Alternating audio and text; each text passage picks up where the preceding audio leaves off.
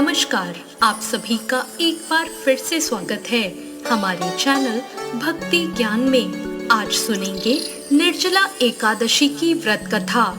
एकादशी का व्रत हिंदुओं में सबसे अधिक महत्वपूर्ण माना जाता है। वर्ष में 24 एकादशियां आती हैं, किंतु इन सब एकादशियों में ज्येष्ठ शुक्ल एकादशी सबसे बढ़कर फल देने वाली समझी जाती है, क्योंकि इस एक एकादशी का व्रत रखने से पूरे साल की सभी एकादशियों का फल आपको प्राप्त होता है।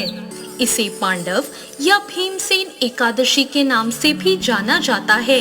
आइए सुनते हैं निर्जला एकादशी की व्रत कथा।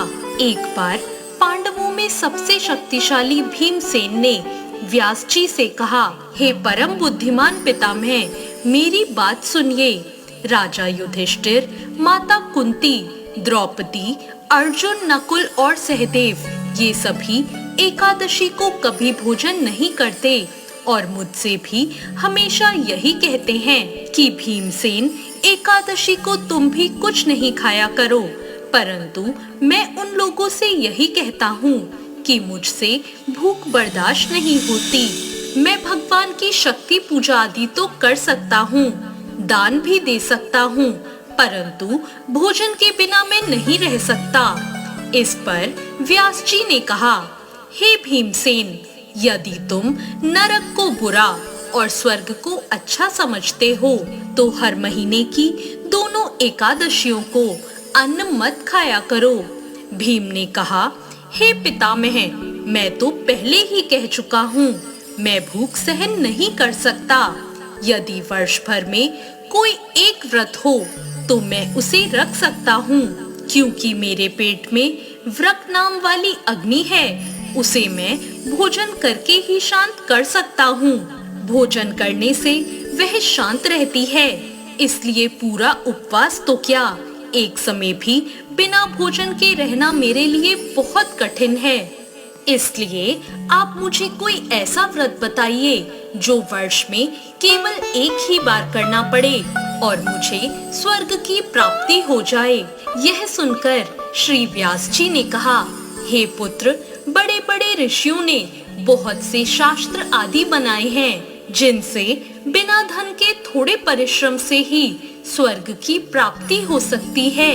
इसी प्रकार शास्त्रों में बताया गया है कि दोनों पक्षों की एकादशी का व्रत करने से मुक्ति मिल जाती है। श्री व्यास जी के वचन सुनकर भीमसेन नरक में जाने के नाम से भयभीत हो गए और कहने लगे, अब क्या करूं? माह में 2 व्रत तो मैं नहीं कर सकता, लेकिन पूरे वर्ष में एक व्रत करने का प्रयत्न मैं अवश्य कर सकता हूँ। इसलिए पूरे वर्ष में कोई एक दिन व्रत करने से मेरी मुक्ति हो जाए, ऐसा कोई व्रत बताइए।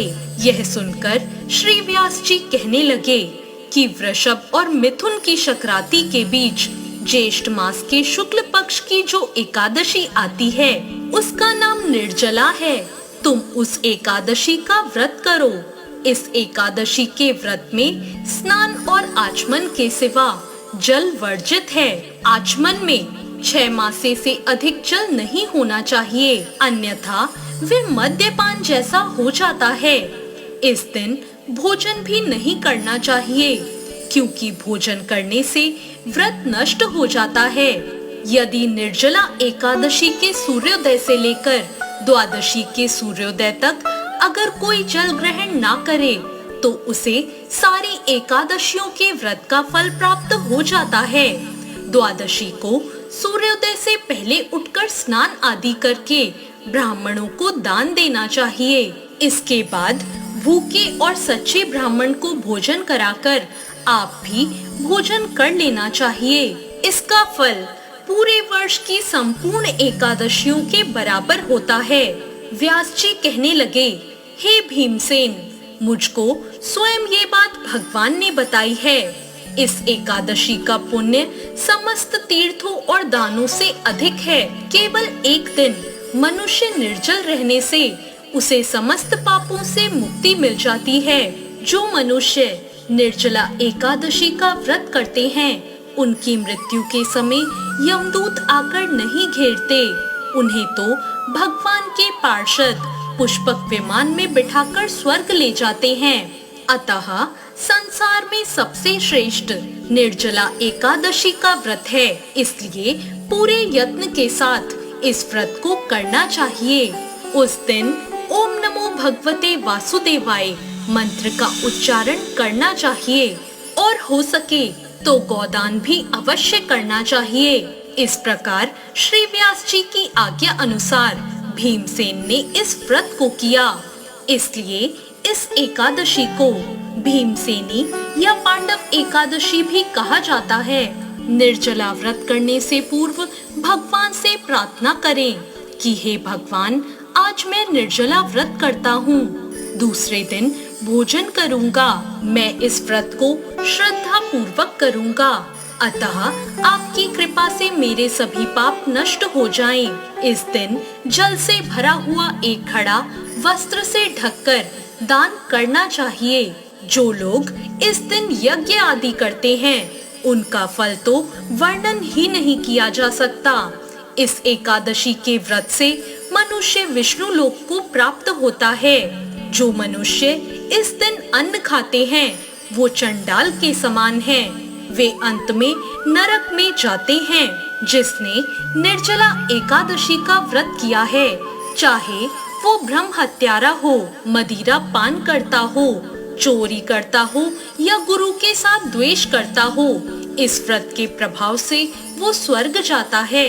श्री व्यास जी ने कहा, जो पुरुष या स्त्री इस व्रत को श्रद्धा पूर्वक करते हैं, उन्हें सबसे पहले भगवान का पूजन करना चाहिए, फिर गोदान करना चाहिए और उसके बाद ब्राह्मणों को मिष्ठान व दक्षिणा देनी चाहिए।